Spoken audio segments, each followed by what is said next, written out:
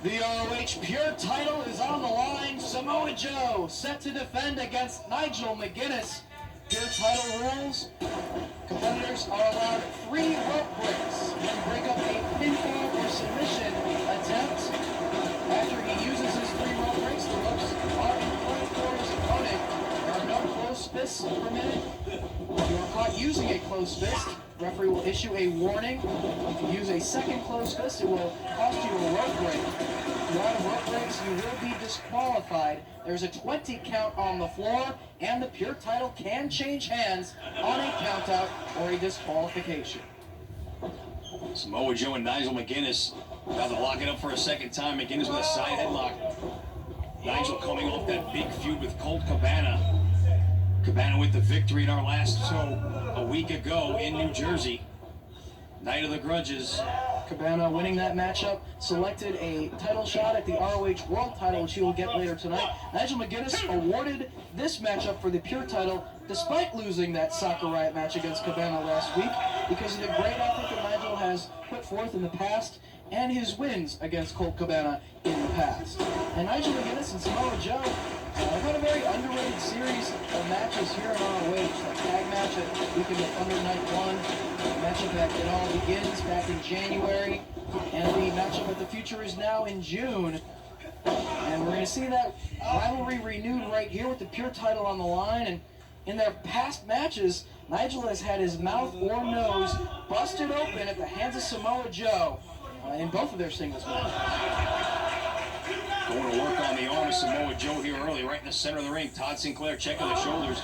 Joe able to reverse it and grab the head scissors. Samoa Joe earning the Pure title from his protege Jay Lethal back at Manhattan Mayhem during early May, and has really elevated the prestige of the Pure title, much like he did the World title during his illustrious reign as World Champion. Of course, Samoa Joe retaining the Pure title last week at Night of the Grudges 2 against Christopher Daniels. In the first matchup for the Pure title that was actually the main event of a Ring of Honor card. Said Joe living up to his promise to elevate this title to heights it has not seen before. And he fires a kick hard to the side. Nigel McGuinness, who responds with one of his own. These guys kind of feeling each other out in the early going here. Greco-Roman knuckle lock. They hook it up right in the center of the ring. Both men very powerful individuals. Also both very skilled at the submission style of wrestling. Hard kick to the chest of McGuinness from Samoa Joe. Nigel trying to shake it off. Forced to go to the ropes. Try and get away from Joe. Momentarily catch his breath, it looked like. All the air driven out of the chest by Joe with that kick. Try and hook it up one more time. Nigel kicks away one hand of the knuckle lock. Top wrist lock turns into a side headlock. So he drove a fist right to the face there. Joe behind the referee's back. And sort of turned Samoa Joe so that... Claiming it was an open hand. Yeah. Todd Sinclair taken out of position there by Nigel. He turned Samoa Joe out of the line of sight of the referee before delivering that shot. Traps the head of Samoa Joe, brings him down to one knee. Controlling the head of Joe after that back heel trip. He's got him right in the center of the ring. Joe trying to power his way out. Connects with a headbutt. Has Nigel a little bit stunned. And to the headlock goes Samoa Joe.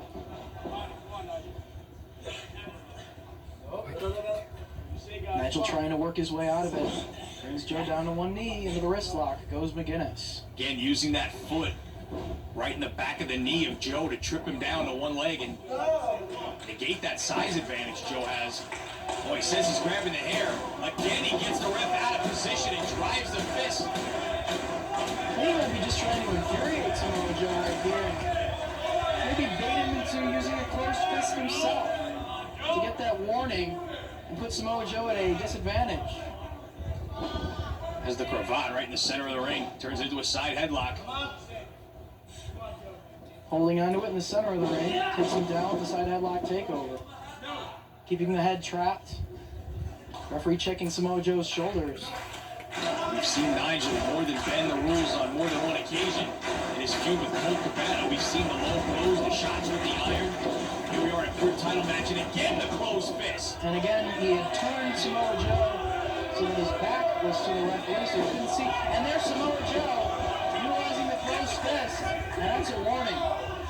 Nigel McGuinness suckered Joe into throwing a punch right in front of the referee. May have cost Nigel a tooth. It's a good strategy on McGuinness's part, trying to put the champion at a disadvantage by baiting him into using those closed fists. He inverted an atomic drop from Joe. And a big boot. Turns McGuinness inside out. Fans rallying behind Joe.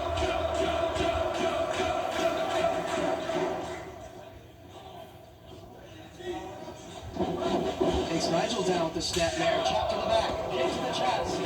Off the ropes he comes, then drops the knee. Once again, driving all the air out of the chest of Nigel McGuinness.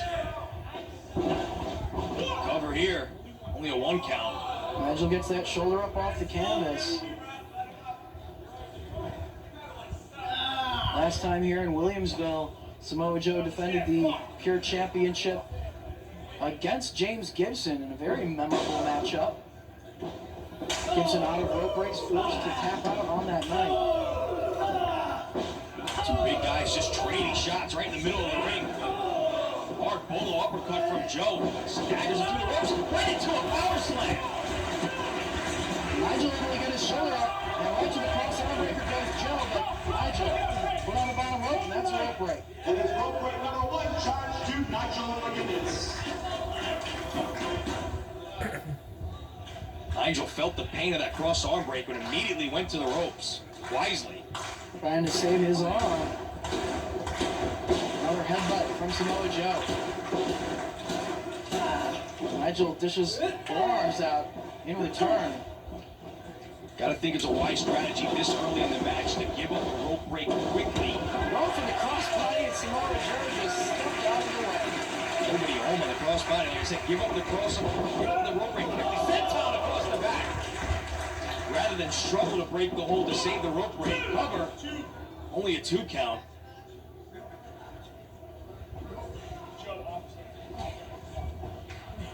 Samoa Joe very slowly going to work. Very methodical wrestler. And he hits very hard. He's got Nigel McGuinness setting on the welcome. Samoa Joe comes charging, connects with the knee strike. And it's time for the face walk. Just breaking the bottom of the boot across the face of McGuinness. And he was going to come charging, but McGuinness saw that coming and rolled to the floor. What's he doing? He's going under the apron. We've seen him grab that iron under there once or twice before. Samoa Joe hits the ropes. He's got a chair. And Samoa Joe's ready for the dive through the ropes. From underneath the ring, Nigel McGuinness decides to put a chair to use. That did cost him a rope break, but what kind of damage did he do? Cracking that steel chair across the head of Samoa Joe.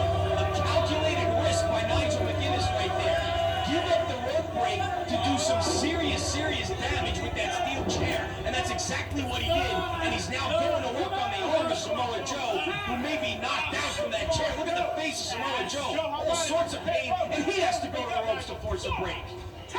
Yeah, like you said, a very calculated choice, a decision on the part of Nigel McGuinness to sacrifice that rope break for the sake of doing damage to the arm of Samoa Joe. We know that Nigel likes to put that arm submission to use.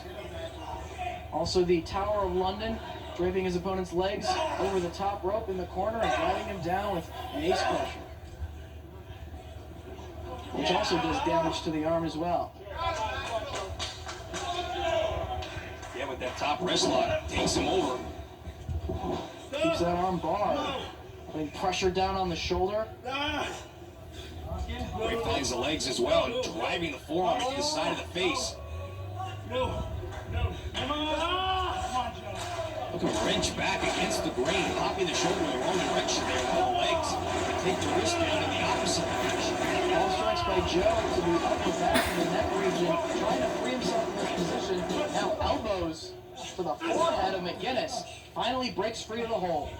You talk about McGuinness being busted open the first couple of times they wrestled. I believe I saw some blood coming from the mouth of Nigel a little bit ago. These two again are just trading shots. Well, with uppercuts like that, no wonder he's bleeding. Joe going for the power slam, but Nigel picked him out and goes right after the arm once again. Nice. Armbar applied by McGuinness. Samoa Joe falling toward the ropes. Break it up. Break. And rope break number 2, charge to Samoa Joe. Second rope break used by Samoa Joe. Nigel McGuinness trying to get Samoa Joe to use up all of his rope breaks. So the ropes cannot save him should Nigel get his arm in a submission predicament in the center of the ring or hell, even near the ropes. Firing a forearm shot to the back. Joe's in the corner. Nigel now just stalking Joe, follows him in. Has that arm draped over the top rope, just pulling on it. Breaks the hold at the count of 4. Samoa Joe feeling the effects in the corner. Nigel staying right on that body part. Wrenching up on that arm. Dragging right back to the center of the ring. There's the leg with the arm trapped in position. Taunting him to use the ropes. Trying to get Joe to use that third break. Joe trying to fight the need to use that last rope break. And he rolls forward and counters. Didn't have to use it in that hole. Kicked in the face and a right hand from Joe connects. And Joe will be penalized his final rope break for using the close fist. Joe did not appreciate the kick to the face from Nigel and fired back with a right hand, costing him his final rope break. Let his temper get the best of him and used the second close fist. And referee Todd Sinclair called for that final rope break. The ropes are now in play for Nigel McGuinness. If he wants to cinch in a submission hold with Samoa Joe tied up in the ropes, has his arm trapped up in those ropes, it's totally illegal. Super kick from Nigel staggers Joe to the corner. Runs in and he's caught and just planted by Joe. See if Joe can capitalize here. Big offensive maneuver from the champion. So Joe trying to shake some life back into that arm. It's kind of dangling at his side there. I don't know how much more he can do with that left arm. It has been punished by Nigel so far here. McGuinness doing the headstand in the corner. Joe came charging, looking to go for the boot to the face. Nigel baited him into that position. He's in the ropes, but they're in play from Nigel McGuinness right here. Nothing Joe can do to escape the hold. He has to find a way to counter it or he's going to have to give up because the ropes are in play for Nigel. Wrenching up on that arm. Sinclair getting in there. This here, Joe needs to give it up. Not encouraging Samoa Joe to hang in there.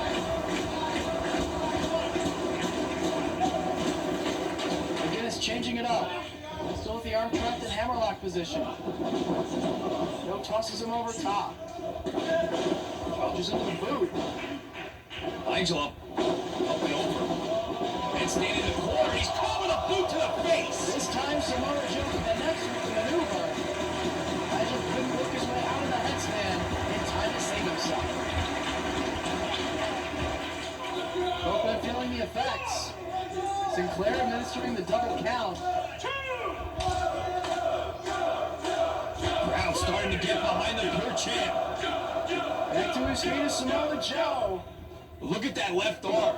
Obviously favoring it. It's just sitting at his side. He's unable to do anything with that arm as he just finds a series of slaps to the face of Nigel McGuinness. He's got him up top. He's going for the muscle buster. Can he get it? Nigel wiggles his way out of that I think the position. arm gave out. Play on the arm is Nigel. Right upside the head with the kick from Samoa Joe. Charging and misses the knee, does Joe. Nigel has Joe set up top. He might be going for the Tower of London here. Oh, and he came down right on that arm.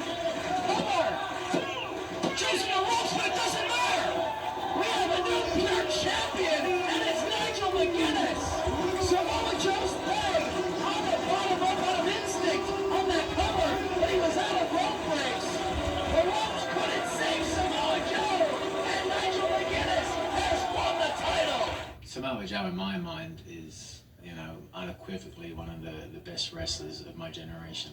You know, just his ability to connect with an audience, to get people invested, to care, and that believability of it. The match with him and Kobashi in New York, I'll still put that the best match I ever saw in my entire life. You know, it was me and Jamie Noble stood up there watching it, and he was screaming at the top of his lungs. You know, I mean, there was nothing fake about any of that. You know, and that was always wonderful for me. And much like Homicide, as I mentioned before, you know, it was always that sense of Joe, like going, you know, there was a lot of realism to what he did. You know, he never took liberties, he never injured you, but you felt him, you know, and I always loved it with Joe because I always knew he was going to be over. All you had to do was catch up, you know what I mean? 50% of any match is your opponent, and when Joe's got 100% going for him, the rest, hopefully, you know, it comes easily, you know, just, you know, tuck your chin and just, you know, go out there and give it 100%, and that's all Joe wants, you know, that you go out there and give it as much as he does. And so it was great. I learned so much from wrestling Joe. And I always remember when I was in HWA and I wrestled Jamie Noble, to mention him again.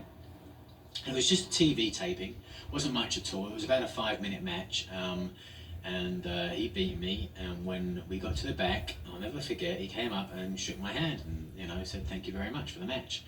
And at the time, I was, you know, really bottom card sort of guy, kind of thrown in there, and for him to say that, it really struck a chord with me that, yeah, okay, I get it now, you know. And so when I beat Joe for the Pure title, it meant a great deal to me as well, you know, that I got that belt. And I tried, as I've tried in everything I've done with wrestling, is just to do my best with it. When the Pure title started out, it was, I think, a notion of being able to present a different style, as we said before, that people don't get to see elsewhere, that was based on more technical wrestling. And I think it morphed through me being champion into, you know, a different way of presenting that style, up to date, if you will, you know, whereas, you know, in the past that style would have stood on its own 2 feet.